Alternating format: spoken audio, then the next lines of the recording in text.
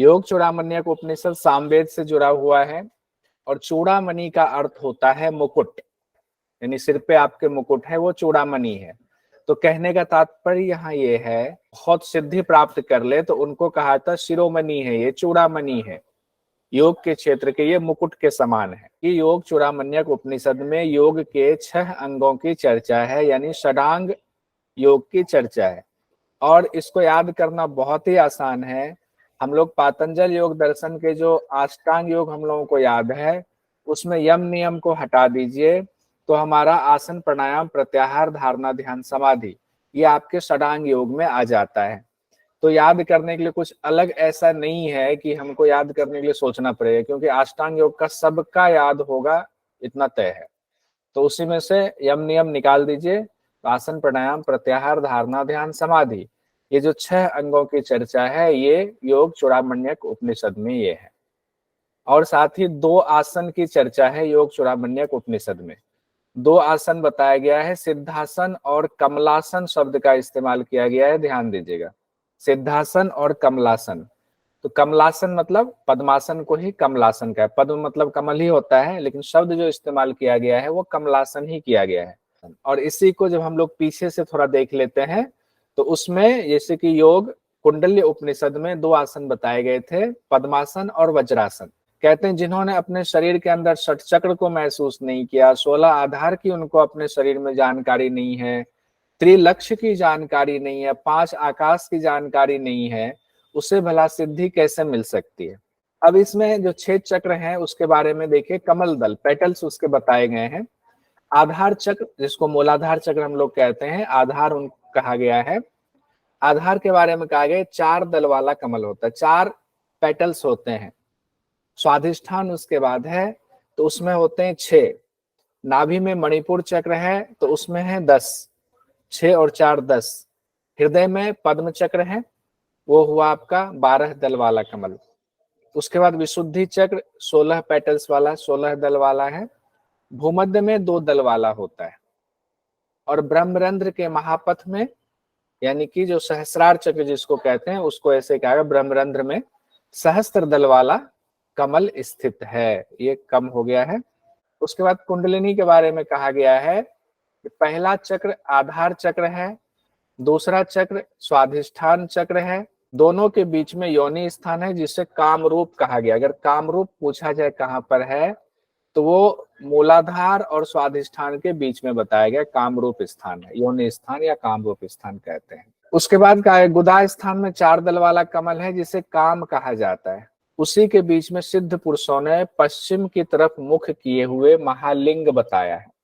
पश्चिम मतलब पीछे की तरफ मुख किए हुए महालिंग कहा गया। तो कुंडलिनी का एक बारे में, हालांकि कुंडलिनी के स्थान की चर्चा आगे आई है। उसके बाद आगे कहा गया है कि नाभि स्थान में मणि के समान आकृति वाले मणिपुर चक्र को जानने वाला ही योगी है। यानी कि जिनको लगता है कि हम मणिपुर चक्र को जानते हैं, अगर कोई योगी जान रहे हैं तो वो ये जानते हैं कि मणिपुर चक्र जो है मणि के समान आकृति वाला है। और ये अग्नि का स्थान बताया गया। हम लोग सब जानते हैं अग्नि यानी वहनी का स्थान जो है वो नाभि में है। मणिपुर चक्र है, लेकिन अब यहाँ मणिपुर चक्र से नीचे की बात मेढ्र तक पहुंच गई है। तो मेढ्र में कहा गया है कि सोने के समान ज्वलंत प्रकाशवान त्रिकोणाकार अग्नि है जो मेढ्र में स्थित है। मेढ्र हम लोग जानते हैं, मेढ्र कहा गया है लिंग को। कहते हैं समाधि की अवस्था में उस स्थान पर प्रज्वलित परम ज्योति का दर्शन होता है। जब आप समाधि की स्थिति में पहुंचते हैं तो वहां पर एक ज्योति का दर्शन होता है, ध्यान रखेंगे। ये यहाँ पर मोटा मोटा बताया गया, आगे और इसका विस्तार से बताया गया है। उसके बाद प्राण का निवास स्थान कहा गया है कि प्राण का निवास स्थान स्वाधिष्ठान चक्र में है। प्राण को ही स्व कहा गया है और स्व वहां पर स्थित है, इसीलिए स्वाधिष्ठान उसको नाम कहा जाता है। स्वाधिष्ठान में स्थित होने के कारण ही उसे मेढ्र भी कहा जाता है। कहते हैं जिस तरह मणि में धागा पिरोया जाता है उसी तरह कंद सुषुम्ना से युक्त है, यानी सुषुम्ना धागा के समान है। उसके बाद कहते हैं मेढ्र और नाभि के मध्य में, देखिए कंद का स्थान यहाँ पर बताया गया है। कहते हैं नाभि और मेढ्र के मध्य में पक्षी के अंडे के समान कंद का स्थान है। तो अब आप अंदाजा लगा सकते हैं मेढ और नाभि से तात्पर्य है कि स्वाधिष्ठान और मणिपुर चक्र के बीच में कंद का स्थान बताया गया है, जो 72,000 नारियों का उद्गम स्थल कहा गया है कंद को, कि 72,000 नारियां यहीं से निकलती हैं, पूरे शरीर में वहीं से फैला हुआ है कंद से। अब यहाँ पर 10 प्रमुख नारियों की चर्चा की गई, कहा गया 72,000 में से 72 नारियां मुख्य हैं और 72 में से भी 10 नारियां प्रमुख हैं। और वो कौन सी 10 नारियां हैं इसको तो याद होगा भी, फिर भी सीक्वेंस में एक बार याद कर जाइए, कई बार ये एग्जाम में आ जाता है कि 10 प्रमुख नारियों में से इनमें से कौन है, इनमें से कौन नहीं है। तो जैसे यह है इड़ा नारी, पिंगला नारी, सुषुम्ना नारी, 3 तो सबको याद रहता है, तो इस 3 को एक साथ याद कर लीजिए, कोई नहीं। इड़ा, पिंगला, सुषुम्ना। गांधारी ने हस्तिनापुर से युधिष्ठिर को अलग किया शंख बजाकर। तो ये बहुत बढ़िया है, इड़ा, पिंगला, सुषुम्ना याद रहेगा। उसके बाद ये ट्रिक आया हुआ है कि गांधारी ने हस्तिनापुर से युधिष्ठिर को अलग किया कुहू यानी शंख बजाकर। ठीक है, कुहू शंख बजाकर। तो इससे हो गया गांधारी, हस्तिनापुर से हो गया हस्तजिह्वा, उसके बाद पुर हो गया हस्तिना और पुर हो गया पूषा। युधिष्ठिर इसको यशस्विनी से लिया गया, यह से याद रहेगा। उसके बाद अलम्बुसा, अलग किया तो अलम्बुसा, किया से कुहू, कुहू इसको ब्रैकेट में भी लिख दिया है, शंखिनी शंख बजा करके। तो इसको याद कर लीजिए, 10 के 10 आपके याद हो गए, बहुत बढ़िया, धन्यवाद। नारियों का जो स्थान बताया गया, कौन सा नारी कहाँ पर है, तो दाएं आंख में हस्तजिह्वा कहा गया है, बाएं आंख में गांधारी कहा गया है, दाएं कान में पूषा, बाएं कान में यशस्विनी, मुंह में अलम्बुसा का स्थान है और लिंग स्थान यानी जनेंद्रिय में कुहू का स्थान है। मूल स्थान में शंखिनी नारी का निवास बताया गया है। तो एक बार फिर से ऊपर से देख लेते हैं। शरीर के बाएं भाग में इड़ा नाड़ी, दाहिने भाग में पिंगला नाड़ी, इड़ा पिंगला के बीच में सुषुम्ना नाड़ी, दाएं आंख में हस्तजिह्वा, बाएं आंख में गांधारी का निवास है, दाएं कान में पूषा नाड़ी का निवास है, बाएं कान में यशस्विनी नाड़ी का निवास है, मुंह में अलम्बुसा का स्थान है और जनेंद्रिय यानी लिंग में कुहू का स्थान है। मूल स्थान में शंखनी नाड़ी निवास करती है। आगे बढ़ते हैं। पूरे शरीर में एक एक द्वार पर एक एक नाड़ी स्थित है, यानी कि जितने शरीर में द्वार हैं हर द्वार पर एक एक नाड़ी, हम लोगों ने देखा ना, बायां आंख भी अगर द्वार मान ले, कान को द्वार मान ले, तो हर द्वार पे एक एक नाड़ी स्थित है। और प्राण मार्ग में इड़ा, पिंगला और सुषुम्ना नाड़ियां स्थित है। अब इसके बाद 10 प्राण की चर्चा की गई है, ये भी हम लोगों के लिए बहुत आसान है क्योंकि कई बार पढ़ चुके हैं। 10 प्राण, 5 मुख्य प्राण, 5 उप प्राण। उसके बाद कहा गया है प्राण, अपान, उदान, सवान और व्यान। उप प्राण में है नाग, कूर्म, कृकल, देवदत्त, धनंजय। प्राण का स्थान भी बताया गया, वो भी बहुत सिंपल स्थान बताया गया जो हम लोग जानते हैं, अलग हटके होता तो थोड़ी सी कई बार दिक्कत होती है। जैसे प्राण हृदय में, अपान गुदा प्रदेश में, उदान गले में, समान नाभि में कहा गया है और व्यान संपूर्ण शरीर में, ये स्थान बताया गया है। उप प्राण के कार्य बताए गए हैं, ये भी बहुत आसान है। नाग हम लोगों ने कहा, जैसे नाग फुफकारता है तो वो डकार लेने से, नाग की आवाज आ रही है तो डकार लेना। कुर्म कहते हैं उन्मिलन, पलक झपकाना, उन्मिलन वाला हो गया, पलक झपकाना कुर्म का। क्रिकल हम लोगों ने कहा था कुकर से याद रखेंगे, भूख प्यास वाला, तो क्रिकल इसमें छुत करो शब्द इस्तेमाल किया गया है, ध्यान रखिएगा, छुत करो। छुत करो का दोनों ही अर्थ होता है। छुतकर का मतलब होता है छींक भी होता है और भूख भी होता है, तो इसीलिए हम लोगों ने इसको दोनों चीजें यहाँ पर ध्यान देंगे। कई बार ये गलती हो जाती है कि हम सिर्फ छींक दे देते हैं और भूख को छोड़ देते हैं, भूख देते हैं तो छींक को छोड़ देते हैं। तो क्रिकल यानी कुकर से याद रहे, कुकर में क्या होता है, खाना पकता है तो भूख से इसको ऐसे जोड़ लेंगे। देवदत्त हम लोगों ने पहले कई बार इसको रिवीजन ऐसे किया है कि देवदत्त जम्हाई लेता है, ये लाइन ऐसे याद कर लिए, देवदत्त जम्हाई लेता है, देवदत्त जम्हाई लेता है, तो देवदत्त उपप्राण जम्हाई से संबंधित है। उसके बाद धनंजय प्राण हम लोग जानते हैं संपूर्ण शरीर में व्याप्त होता है और ये मृत्यु के बाद भी शरीर नहीं छोड़ता। अगर आएगी कौन सा प्राण, उप प्राण, मृत्यु के बाद भी शरीर में बना रहता है। तो धनंजय प्राण के बारे में कहा गया है, वो मृत्यु के बाद भी शरीर में बना रहता है। अब यहाँ प्राण की चर्चा के बाद बहुत सुंदर व्याख्या की गई है जीव के बारे में, यानी कि जीवात्मा के बारे में चर्चा की गई। ध्यान दीजिएगा, अब जीवात्मा कैसे जो है चंचल रहती है पूरे शरीर में, उसको प्राण से जोड़ा गया है। कहते हैं जैसे खिलाड़ी होता है ना, गेंद को फेंकता है, तो जिस तरह से खिलाड़ियों द्वारा फेंकी गई गेंद इधर उधर जाती रहती है, उसी तरह प्राण अपान आदि वायु की वजह से ये जीवात्मा स्थिर नहीं रह पाता है, सदा गतिशील रहता है। कहते हैं ये जीव प्राणों के वशीभूत होकर ऊपर नीचे दाएं बाएं गमन करता रहता है। अब ये नई चीज यहाँ पर है, बाकी जगहों पर आपको ये चीज सुनने को देखने को नहीं मिलेंगी, ये बिल्कुल डिफरेंट है।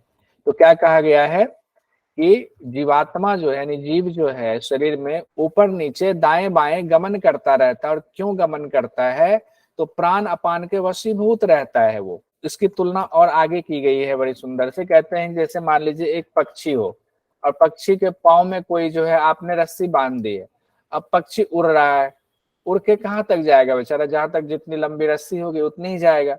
फिर लंबी रस्सी को नीचे खींचेंगे, फिर से पक्षी नीचे आ जाएगा। अगर पक्षी को जीव मान लें तो जीव जो है उड़ना चाहता है, इधर उधर जा रहा है, फिर वो प्राण के वशीभूत हो जाता है। प्राण उसको जिधर खींचता है उधर चला जाता है। प्राण ऊपर है और अपान नीचे है, तो प्राण अपान को खींचता है और अपान प्राण को खींचता है, एक दूसरे को खींचता है। तो जीव बेचारा जो है निरंतर ऊपर नीचे आता जाता रहता है।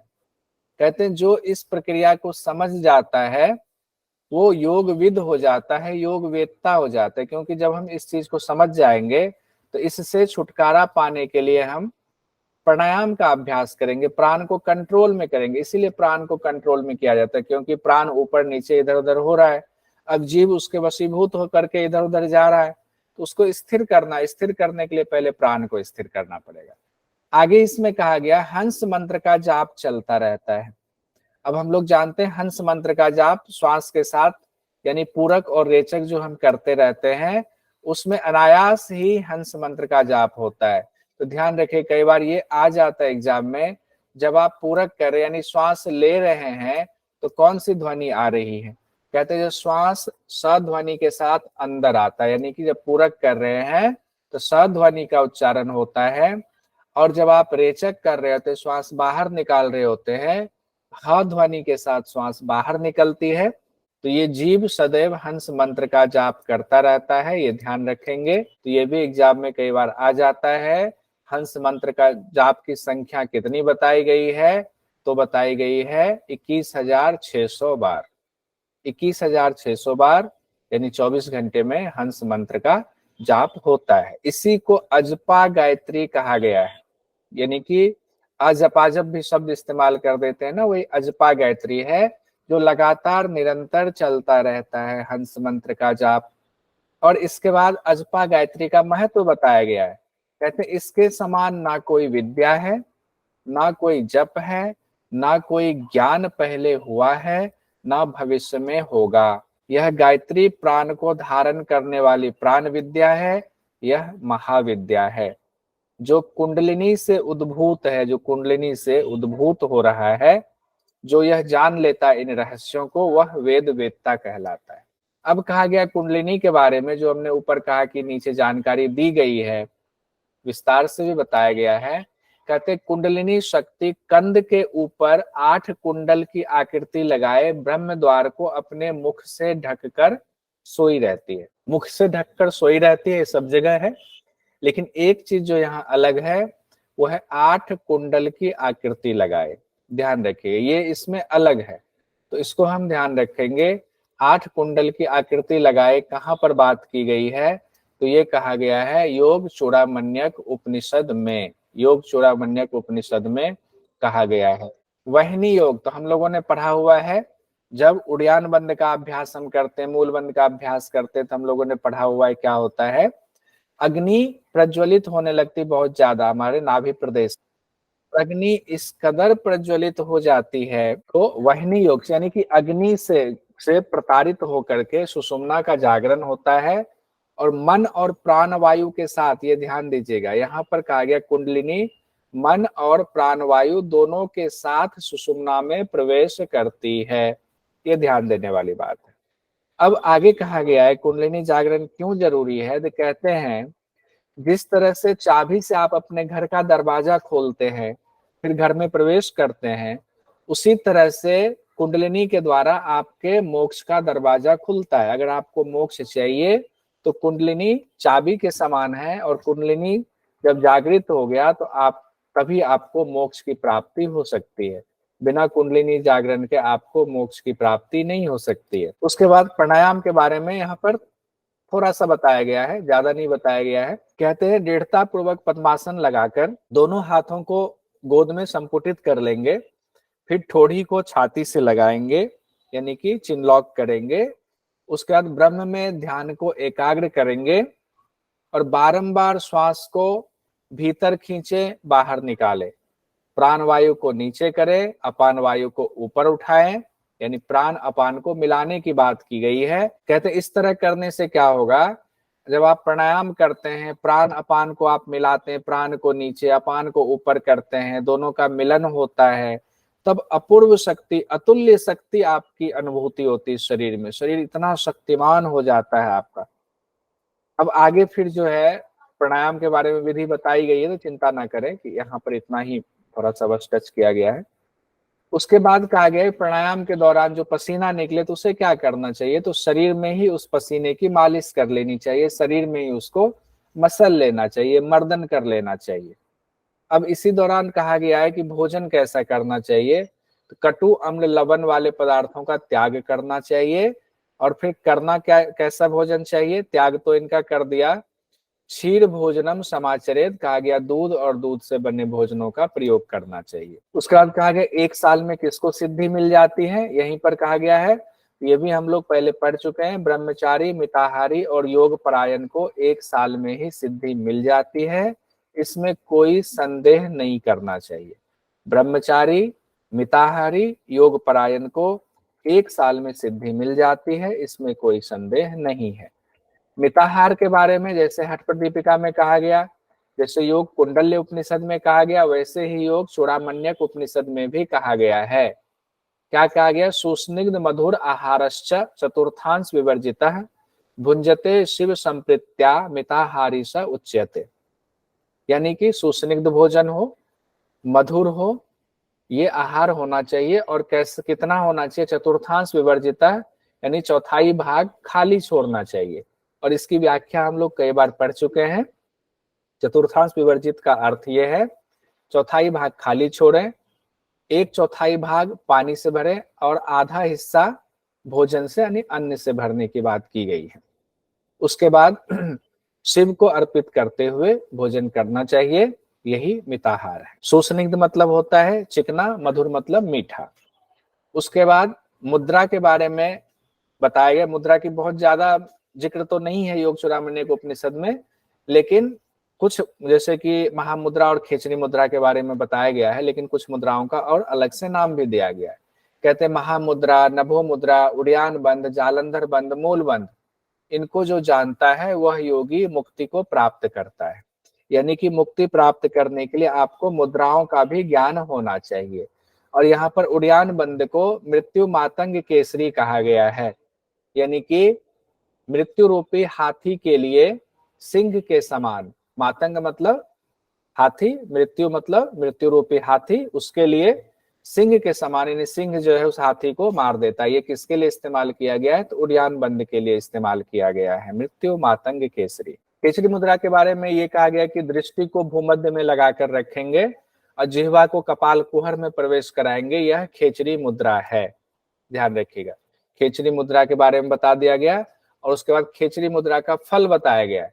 फल में कहते हैं कि रोग आपको नहीं होगा, मरण, भूख, प्यास, मूर्छा से छुटकारा मिल जाता है, कर्मों में अब आपकी आसक्ति नहीं होती है। ये सब फल बता रहे हैं खेचरी मुद्रा के। उसके बाद कहते हैं खेचरी मुद्रा के सिद्ध पुरुषों का अगर सुंदर स्त्रियां आलिंगन करती हैं तो उनका बिंदुपात नहीं होता, यानी कि बिंदु पर इस तरह से वो विजय प्राप्त कर लेते हैं। बिंदु के बारे में बीच में एक विशेषता बता दी गई, क्योंकि बिंदुपात की चर्चा है। कहते हैं कि जब तक शरीर में बिंदु स्थित है तब तक मृत्यु नहीं होती है। इसीलिए कहा जाता है कि खेचरी मुद्रा जब तक लगा करके रखा जाता है तब तक उसकी मृत्यु नहीं हो सकती। उसके लिए यहाँ कनेक्टिंग के तौर पर कहा गया है, उसको जोड़ा गया है कि जब तक शरीर में आपके बिंदु स्थित है तब तक मृत्यु का भय नहीं रखना है। और उसके बाद कहा गया, जो हम लोगों ने पहले भी पढ़ा हुआ था, अगर गलती से बिंदुपात हो भी जाए तो योनि मुद्रा के द्वारा उसे ऊर्ध्वगामी बना लिया जाता है। ये योग चूड़ामण्यक उपनिषद में भी ये बात कही गई है। अब बिंदु की व्याख्या बहुत अच्छे से की गई है। बिंदु के बारे में कहा गया है रज और वीर्य, शुक्ल शुक्र हुआ और लाल रज हुआ। तो शुक्र और रज अगर कहे तो लाल रंग रज से संबंधित है, शुक्ल शुक्र से संबंधित है। निवास स्थान कहा गया है, यानी कि शुक्र का निवास स्थान चंद्रमा कहा गया है, ध्यान रखिएगा। शुक्र का निवास स्थान चंद्रमा है, रज का निवास स्थान सूर्य है। शुक्र यानी शुक्र को ब्रह्मा रूप कहा गया है और रज को शक्ति स्वरूपा कहा गया है। बिंदु चंद्र रूप और रज सूर्य रूप है। उसके बाद आगे कहा गया, जब शक्ति चालनी मुद्रा के द्वारा गमनशील रज बिंदु से एकाकार हो जाता है, यानी कि रज और बिंदु को, यानी कि रज और शुक्र को जब हम एकाकार कर लेते हैं तब शरीर दिव्य हो जाता है और परम पद की प्राप्ति हो जाती है। यानी कि इसी रज और वीर्य को मिलाना है, एक करना है। उसके लिए शक्ति चालन मुद्रा का यहाँ पर जिक्र किया गया है कि उसके द्वारा करना है। यहाँ पर महामुद्रा को भी बताया गया है, कहा गया है बाएं पांव से योनि स्थान को दबाएंगे और ठोड़ी को छाती से लगाएंगे, दायां पांव फैला लेंगे, दोनों हाथों से दाहिने पांव की उंगलियों को पकड़ लेंगे, फिर पूरक करेंगे और रेचक करेंगे।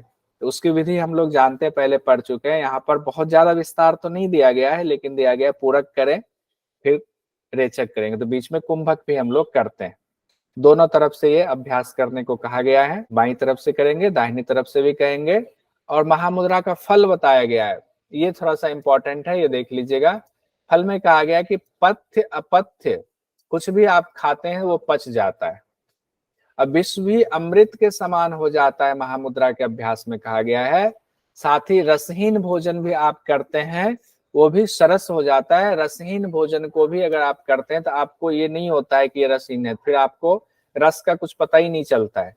और उसके साथ ही महामुद्रा के अभ्यास में कहा गया है क्षय रोग का नाश होता है, कुष्ठ रोग का नाश होता है, गुदावर्त नहीं होता है, गुल्म रोग नहीं होता है, अजीर्ण रोग से मुक्ति मिल जाती है। क्षय, कुष्ठ, गुदावर्त, गुल्म और अजीर्ण, ये सारे रोग महामुद्रा से खत्म होते हैं। ओंकार का जाप बताया गया, एकांत स्थान में पद्मासन लगाएंगे, शरीर सिर को सीधा रखेंगे, नासिका के अग्रभाग पर दृष्टि रखते हुए ओंकार का जाप करना चाहिए। ओंकार के बारे में बहुत व्याख्या आगे की गई है। उसके बाद कहते हैं ओंकार से ही सब कुछ प्रकट हुआ, यानी ओंकार को ही ब्रह्म बताया गया है। ये ध्यान रखिए, बहुत ज्यादा यहाँ पर व्याख्या की गई है ओंकार के बारे में। कहा गया ओंकार से ही सब कुछ प्रकट हुआ है, क्योंकि ओम ही निरंजन है, ओम ही निर्विकल्प है, ओम नाम रहित है, शुद्ध और नित्य है। परब्रह्म से स्वयं प्रकाश वाली पराशक्ति प्रकट हुई। अब यहाँ से कैसे सृष्टि की रचना हुई उसका क्रम फिर से बताया जा रहा है, और हम लोग ये क्रम कई बार पढ़ चुके हैं।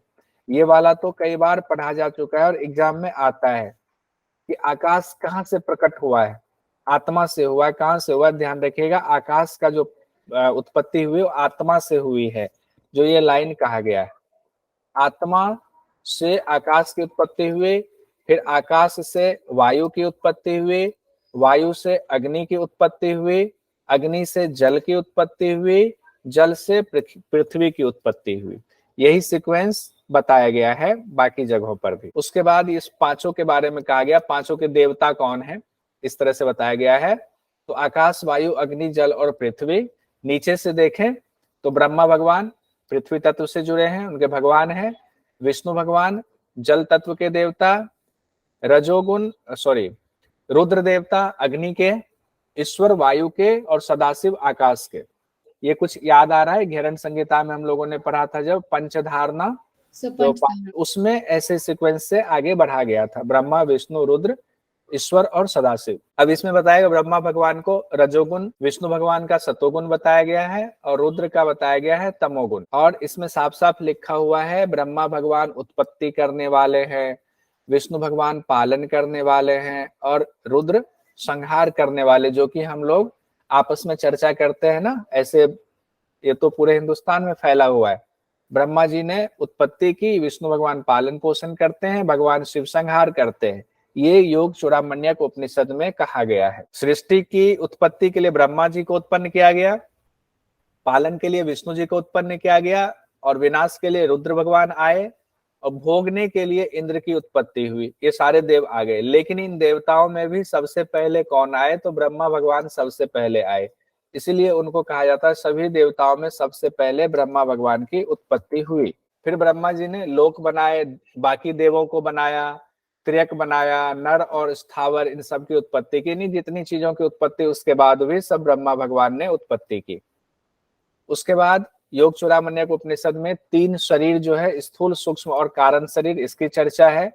इसमें थोड़ा सा अलग ये दिया गया है कि स्थूल रूप जितने हैं, ज्ञानेन्द्रिय, कर्मेंद्रिय, ज्ञान के विषय, पंच प्राण, मन, बुद्धि, चित्त और अहंकार, इसका जब स्थूल स्वरूप आप दर्शन करते हैं तो इसको स्थूल कहा गया है। इसी को अगर आप सूक्ष्म स्वरूप में जानते हैं तो उसको सूक्ष्म शरीर कहा गया, उसी को लिंग कहा गया है। और कारण शरीर को 3 गुणों से युक्त कहा गया है, सत, रज और तम की चर्चा की गई है। तो हम लोग सत, रज, तम जानते हैं, वो कारण शरीर में आता है। ये 3 शरीर सबके होते हैं, जितने भी प्राणी हैं, स्थावर हो चाहे जंगम हो, सभी के ये 3 शरीर होते हैं, स्थूल शरीर, सूक्ष्म शरीर और कारण शरीर। उसके बाद 4 अवस्थाएं बताई गई हैं। ये 4 अवस्थाएं भी कई बार हम लोग रिपीट कर चुके हैं, योग चूड़ामण्यक उपनिषद में भी आया हुआ है। जागृत अवस्था, स्वप्न अवस्था, सुषुप्ति अवस्था, तुरीय अवस्था, चारों अवस्था। और चारों अवस्थाओं के अधिपति देवता भी बताए गए हैं। अधिपति जैसे तेजस, प्राज्ञ, विश्व और आत्मा, ये 4 पुरुष इन 4 अवस्थाओं के अधिपति हैं। अब इनके बारे में कहा गया है, इन चारों के बारे में, विश्व, तेजस, प्राज्ञ और आत्मा के बारे में, कि विश्व जो है स्थूल का भोग करने वाले हैं, तेजस जो है एकांत का भोग करने वाले हैं, प्राज्ञ जो है आनंद को भोगने वाले हैं, और आत्मा जो सबका साक्षी है, ये कुछ भोग नहीं करता है, बस सबको देखता रहता है। ओंकार के अ, उ और मा जो 3 मात्रा है ओंकार की, उसकी सुंदर व्याख्या की गई है। कहा गया है 3 वेद, 3 लोक, 3 गुण, 3 अक्षर, 3 स्वर के रूप में प्रणव ही प्रकाशमान है पूरे ब्रह्मांड में। ये प्रणव के बारे में, क्योंकि प्रणव ही हम लोगों ने पढ़ा हुआ है, सब कुछ प्रणव ही है, यानी कि ब्रह्म जो है, परब्रह्म, वो प्रणव ही है। कहते हैं अकार, उकार और मकार, ये 3 मात्रा है। कहते हैं जागृत अवस्था में नेत्र में निवास करता है अकार, उकार सोते समय कंठ में निवास करता है, मकार सुषुप्ति अवस्था में हृदय में निवास करता है। ये बिल्कुल डिफरेंट बताया गया है बाकी शास्त्रों के मुकाबले, क्योंकि बाकी शास्त्रों में इतनी विस्तृत चर्चा इसकी नहीं है, ये ध्यान रखें, ये यहाँ अलग बताया गया है। तो इसको हम लोग जरूर याद रखें। जागृत, जागे हुए हैं, सोए हुए हैं, सुसुप्ति, 3 याद रख लीजिए। अकार, उकार, मकार उसमें सेट कर देंगे, दिक्कत नहीं होगी। उसके अकार को कहा गया है स्थूल, उकार को कहा गया है सूक्ष्म और मकार को कहा गया है कारण। तो अगर शरीर से इसको जोड़ दें तो स्थूल शरीर, सूक्ष्म शरीर और कारण शरीर, अकार, उकार, मकार हो गए। उसके बाद कहा गया है ब्रह्मा, विष्णु और महेश की चर्चा में रुद्र की चर्चा की गई है। राजस वर्ण लाल, इसे सृष्टिकर्ता ब्रह्मा कहा गया है अकार को। उकार सात्विक वर्ण श्वेत, पालनकर्ता विष्णु। मकार की प्रकृति है तामस वर्ण कृष्ण, संहारकर्ता रुद्र, इनको कहा गया। यानी कि अकार, उकार, मकार ब्रह्म है, उसी ब्रह्म से तीनों देवताओं की उत्पत्ति हुई है। किनकी? यानी ओंकार को ही ब्रह्मा, विष्णु, रुद्र की उत्पत्ति का कारण माना गया है। जब आपने ओंकार की इतनी विशद व्याख्या जान ली, इसीलिए हमेशा अपने मुख से यानी अपनी वाणी से ओंकार का जाप करते रहें। अपने शरीर से भी ओंकार का ही आचरण करना चाहिए, क्योंकि पूरा आपका ओंकार में ही है।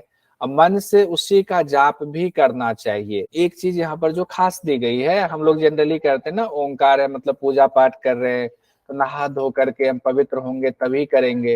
आप नहा रहे हैं, नहीं नहा रहे हैं, तो भी ओंकार तो मौजूद है।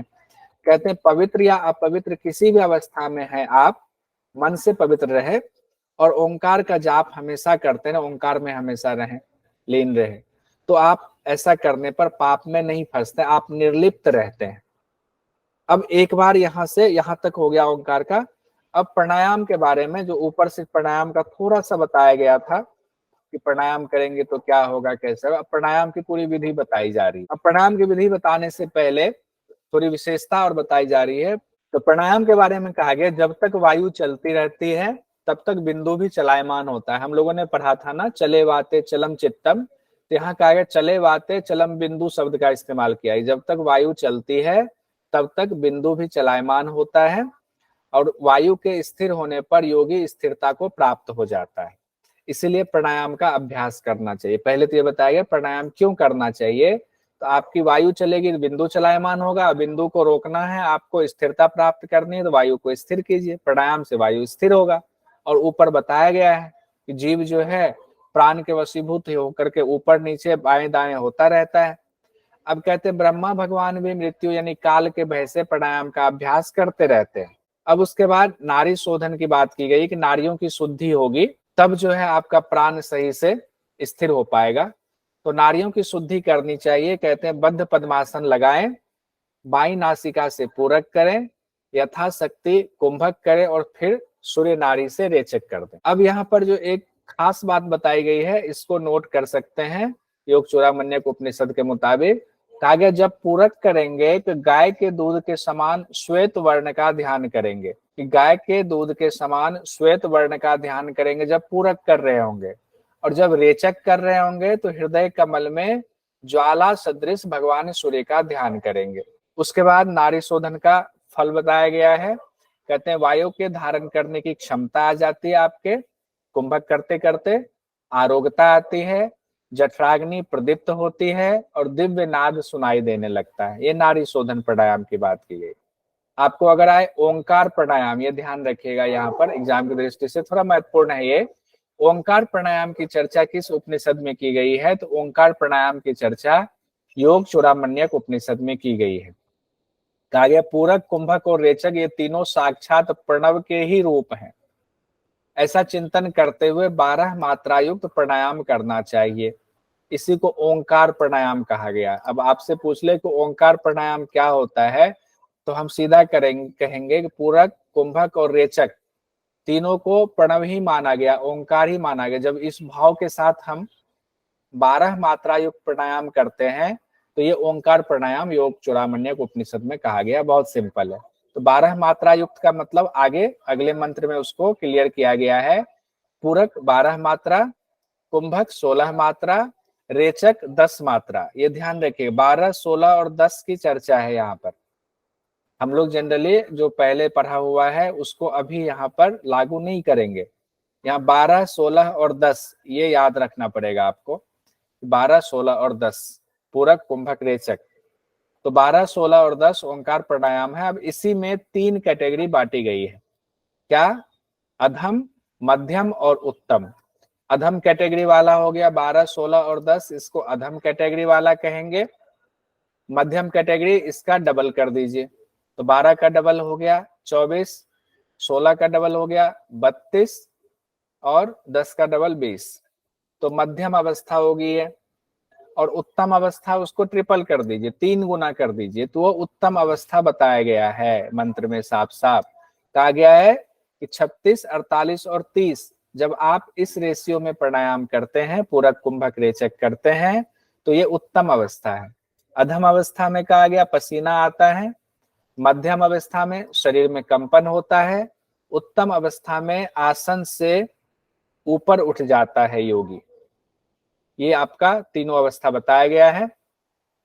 उसके बाद आगे मंत्र में कहा गया है संसार सागर से मुक्ति के लिए प्राणायाम महासेतु के समान है और पाप रूपी ईंधन को जलाने के लिए अग्नि के समान है। ये वाला बड़ा इंपॉर्टेंट है। देखिए, आसनों से शारीरिक रोग समाप्त होते हैं। आसन से क्या होगा? शारीरिक रोग समाप्त होंगे।